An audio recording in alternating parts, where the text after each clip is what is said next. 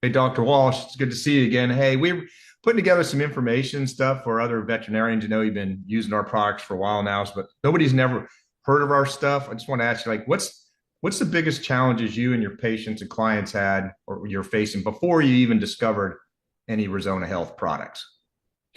The biggest problem we have, I run a rehab facility, and so my are very common to a lot of dogs, geriatric problems, to where you just can't get up and down like you used to, a little bit slower, kind of nondescript. Orthopedic problems, whether that be post-surgical or arthritis and that sort of thing. And then neurological problems. Those are kind of my three main ones. I do work on healthy dogs too, but they're usually like athletes. That's a little bit different type of training. But the first three were what I do the most. So, what made you decide to even try the Vibe? So I found PMF before. I want to say I've been using it for close to 5 years. And I realized through my research that I was um, getting better results from my combined therapies like laser and ice and massage and e-stim. Whenever I combine that with PMF, I got tremendously drastic better results. Plus, the dogs always seemed to be in better moods. They were more amiable, wanted to move around and do the things I wanted them to do. And so one of the devices that I was using um, is the company literally has been redesigning it. I don't know what that means, but I went to go order another one because mine had gotten old, and the company said we are trying to redesign this thing for almost 18 months. And I'm like, well, that's not really helping me because the one that I bought before was dead. Now I've got to go search. So I was out looking for new products that had PMF, and I am so glad I did because the one main advantage that the Vibe has that the other devices didn't have is that it has different settings. The other ones were a general, and that's what you see mostly in the market, is it's an on-off button or an app that goes turns it on and off, and maybe one or two settings of just general comfort or increased healing or something vague that you could kind of maybe some pain relief, if you will, but nothing really was specific. And I'm working on these animals from a different perspective than most folks would have at home. I'm working on this. I, I'm a veterinarian, so I'm scientifically going after the specific problems that they have. So I wanted something that I could dial into a particular situation. It's a difference between an old dog with arthritis and hip pain versus a young dog with anxiety. I wanted to be able to dial that in, and I found the Vibe, and man, I have to tell you, the results that I thought I was getting before is it's tremendously different. I mean, it is it is amazing to take an animal and you come in and this is their very first appointment. They're nervous. They've been in the car. They're all, excited. You put that vest on them and you slide that Vibe in there and you put it just on relax and balance or anxiety. And you just give them a few minutes, maybe even 5 minutes with that. Their attitude changes. They start licking their lips. A lot of times they'll lay down. They'll stop panting. They just look at you like, "Hey, we're cool. Everything's great," and I'm able to actually work on them. Okay. But Yeah, it makes sense. yeah, but when I also see this with my owners at home because I've got a number of owners that have purchased this dogs that were chronically high strung. I describe them as if on a scale of 1 to 10, if one is a German old German Shepherd laying on the porch on a Sunday afternoon, not bothering anybody, almost in a coma. And 10 is a husky that's trying to rip the door frame out because you just left to go out to the grocery store. If some of these dogs, just like people, some people are high strung, some of these dogs live somewhere in the 7 to 8 to 9 range. So it doesn't take them much to get into panic state. Right. And to be able to provide something so that's safe, that's not going to hurt the animal, it's not going to hurt, you can't overdose them, you can't do any, there's no negative repercussions to it. To be able to provide that to an owner and go, okay, it's the summertime now. You know, thunderstorms are going to happen in our area here in the South. So go ahead about 2 o'clock. Go ahead and slide that vest on, and go ahead and get him in relax and balance. Go ahead and get him in a different state, and all of a sudden, their reluctance on or their dependence on drugs starts to drop. They're not having to take trazodone and fluoxetine and some of those other things that they were normally having to take just to stay in some sort of state of calm. So, I mean, it's not just that. It's a long answer to your question, but the whole point is the ability to change settings allows you to have a therapeutic advantage that no other device has. That's awesome. So besides relax and balance and anxiety, and those are huge ones. What other protocols have you used? Just like one or two more that are common ones. Have you used wound healing much, for example? Yeah, we have used wound healing. We use that a lot on our post-surgical patients, for sure. And I'll have to tell you a story that I used it on myself. And I know that it works on myself because I'm a runner and I fell one day on the pavement and I really scratched. I mean, it took all the skin off the top of my knee.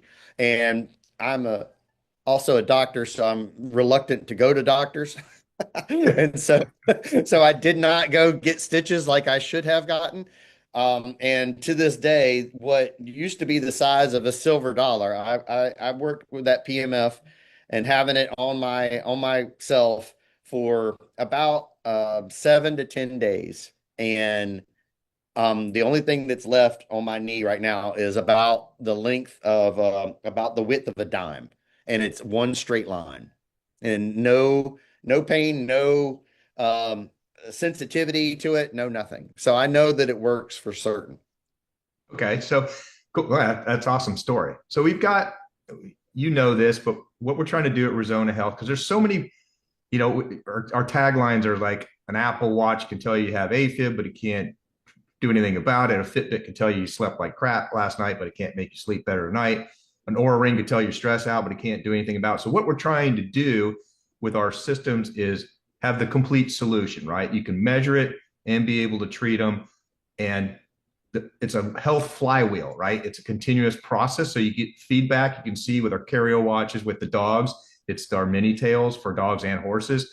So that is the biomarker. It's a GPS tracker, but it's also got heart rate variability, all this cool stuff that we can all see, as you know, on a NORAD control panel. We can see all our dogs and horses in our system and make AI real time 24 recommendations. You're looking at the data, I'm looking at the data. So mini tails, the tracker thing. What was your first reaction when you got it? I know we have an app that the consumer can see for your own dog cash.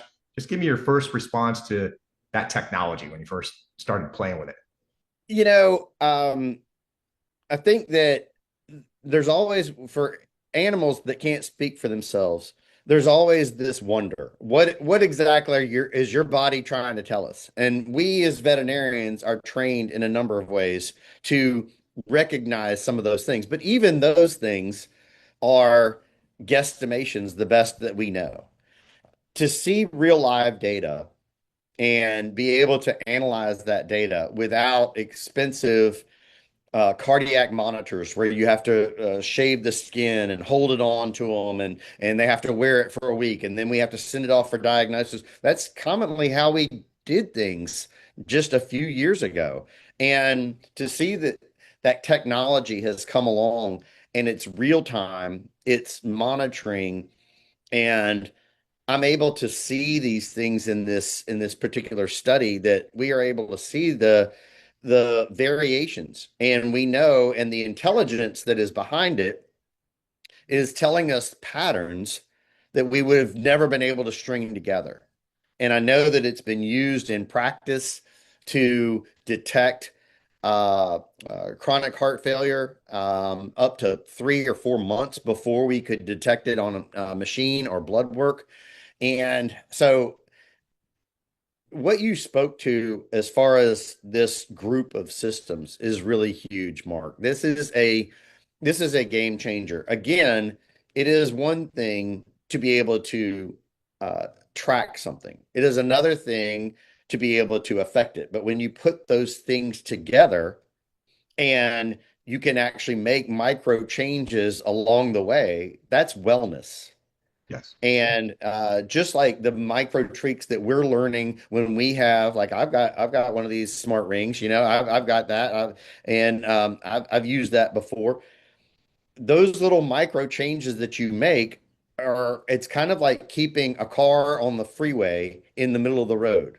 It kind of drifts a little bit here or there, and you just make a little subtle adjustment. You're not having to do wild swings with the steering wheel.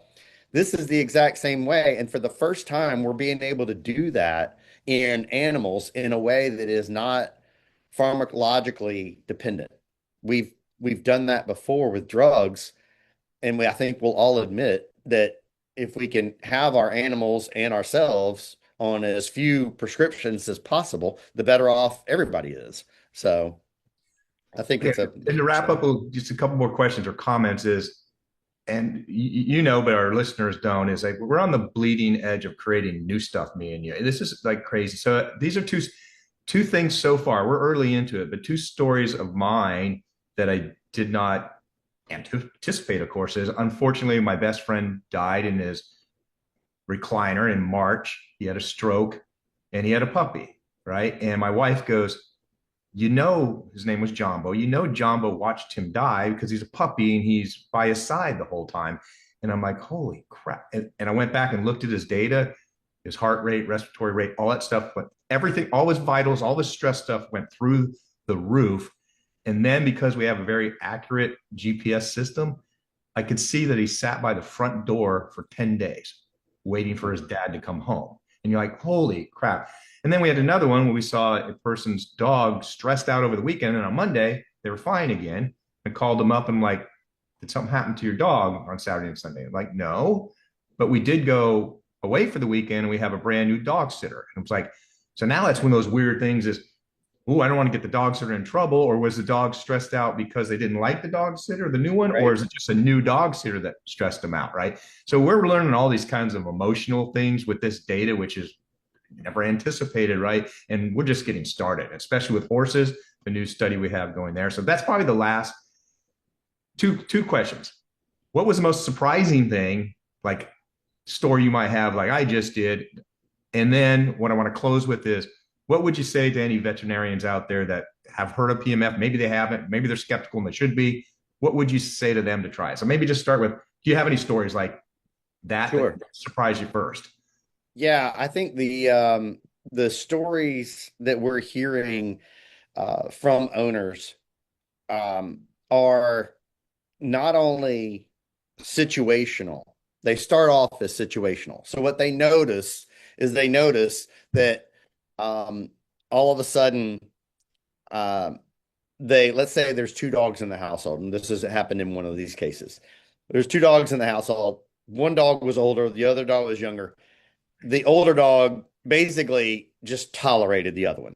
I'll hang out. I'm not going to play with you. I'm going to snap at you if you start to get too rough and rowdy around me. I'm going to be over here on my bed. Leave me alone. Doing settings like inflammation, general inflammation, and helping mitigate some of that pain. The owners start to see that there seemed to be a little bit more interaction. That's how it started. But within,